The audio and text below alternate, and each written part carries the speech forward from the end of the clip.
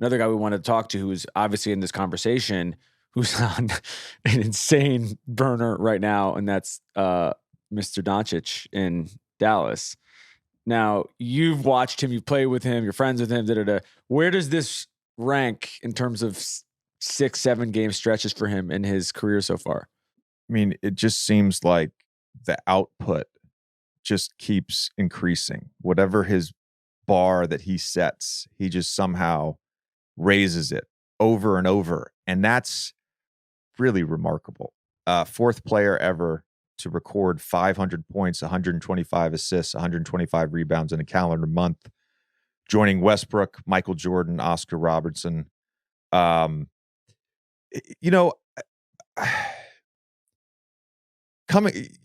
off a 60-20-10 triple-double, and then Pop saying we want to hold him under 50, and he gets 51 in a 1-point win. Like, it's just silly. I actually want to touch on something that I think is interesting, because Luka has yet to play with a true second star. And so a lot of the conversation around the Mavericks is that Luka needs more help. And let's just look at the last 6 games. Their 3-point shooting. Christian Wood at 42.1% on 6 attempts a game. Dinwiddie at a little under 40, 39.5 on 6 attempts a game. But those two guys in particular, for the season, Wood at 17.7, 7.9 rebounds, 40% from 3. Dinwiddie 16.3 points, 3.2 rebounds, 5.2 assists at 41%. Both those guys are really good NBA players. Are they the second star that Luka has not played with? No, they're not. But it seems to me like that Luka does have good players around him. Tim Hardaway Jr., by the way, he had a little stretch where he went crazy and then has cooled off since then. If he ever has a 1 or 2 month stretch where he shoots the ball like I've seen him shoot the ball. I was with him for 2 months and he had a crazy stretch of shooting. If he ever does that, all of a sudden I think Dallas can move into that conversation about, top 2 or 3 team in the West. Who is your, out of guys that are potentially available, and there's a bunch of them, there's a bunch of really good players that might get traded over the next couple of months. Who is your optimal second piece to put with him? Yeah, I mean, it's just a matter of who would be available, and I like the idea of Bradley Beal a lot. You've mentioned, I think, Bradley Beal and the Nuggets, I think, at one point. But it's obviously got to be somebody that's very comfortable playing off the ball, sort of oscillating between on the ball and off the ball. And most stars, I think Klay Thompson, Draymond are very unique, but Klay Thompson's an off the ball star. Draymond is a facilitator. Most stars are ball dominant. I think, the third guy we're going to talk about, Tyrese Halliburton, he's a willing passer. He does the kick ahead passes on the fast break. He gets off the ball, but he's ball dominant. Dame is ball. Like any great player you mention, chances are they're ball dominant. I think the interesting thing about Bradley Beal is his ability to sort of play off the ball as a cutter, coming off pin downs, spot up shooting, and then getting into ISO, pick and roll play. So I think that's sort of the optimal guy. Will Bradley be available? I mean, I feel like Bradley Beal's been in trade rumors for like 9 years. We joke about it with him. Yeah, he comes on the show, like, we ask him about it. I think it's just part of it. I think Zach is another one that I know some Dallas people have talked about, depending on what happens with that team. The guy I'm curious about, who I don't want to, piss off Raptor fans because we love the Raptors, but like if they do decide to, make these changes, which they've done in the past, is somebody like Siakam. Yeah. And how that would potentially I think fit. Siakam is such a unique player. And I wouldn't consider him ball dominant. He just kind of gets into his moves and here we go, and makes the right play and can score it a number of ways. I like that. That's a good call. I have a question for you about Dallas overall right now. Yeah. They're 30th in rebounding. They're their rim protection has not been good. They tried to address it this offseason. It didn't really work. Does that exist on this current team in terms of a thing they can turn around?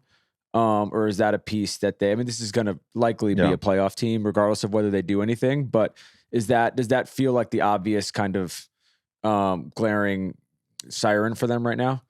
Yeah, I think if they're serious about getting back to the Western Conference Finals and potentially playing for an NBA championship, that's a concern. And that was a major part of why the Warriors beat them last year in the playoffs. I talk about this all the time when it comes to the Warriors. Obviously, their three-point shooting stands out, but they used the threat of the three-pointer. They used blitzes on Steph to get layups, and they're so good on those backside 4-on-3 with Draymond catching in a Steph Curry blitz. They're so good at cutting out of that weak side corner and getting the layups that way. Wiggins attacking closeouts, which he was remarkable during that Dallas series last year in the Western Conference Finals. So yeah, that is a major concern outside of, do they need a second star? And again, I'm not knocking Christian Wood or Dinwiddie. I played against both those guys. I've had battles against Spencer. I think he's great. But he's not the true second star that Luka hasn't played with. My last question before we move on to the last one is intentionally missing free throws. Have you done this yourself? And like, how hard is this? As someone who's like a precision shooter in general, is it a different skill set, or is like, okay, I can sort of, I am so comfortable with the ball in my hand doing what I want it to do that this is a thing that like I could do more of if it makes sense in time and place in the game. Well, I was always worried about, trying to shoot 90% over my career. It's gonna fuck your. You're actually like the I don't even know if I don't even know if I got asked to do it. I probably at one point got asked to do it, maybe once. Usually, anomalies in my career really stand out, so I don't remember being asked to do it. I would have gladly done it had I been asked. We would practice that a lot in Philly. Virginia Tech ran a play.